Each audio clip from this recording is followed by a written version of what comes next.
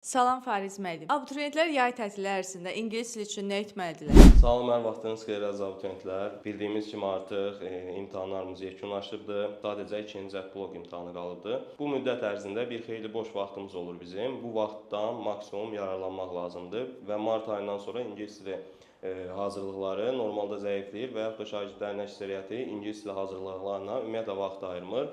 Təbii ki, bu yanlış metoddur. Bu xeyli ara məsafəsində bizim unudacağımız xeyli sözlər, lüğət bazası, reading, listening materialları ola bilər və yaxud da onlardan yararlana bilərik. Buna görə də bəzi qeydlərimiz və yaxud da proqramımız olmalıdır ki, bu yay tətili ərzində bu proqramla hərəkət edək. İlk öncə biz gündəlik müəyyən sayda lüğət bazası, yəni söz bazası öyrənməli və yaxud da təkrar eləməliyik əvvəlki öyrəndiklərimizdən. Eləcə də listening, reading materiallarını daim işləmək lazımdır.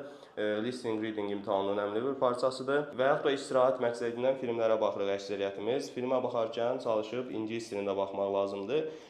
Eləcə də short tekstlər var, bədii ədəbiyyatlardan söhbət gedir ki, istirahət məqsədindən bəzi şagirdlərimiz ədəbi vasitələrdən istifadə edir. Səviyyələrə uyğun istənilən ədəbi kitablardan istifadə edə bilərsiniz. Bunlar da sizin ingilis dili bazanızı artırmaqda çox kömək olacaq.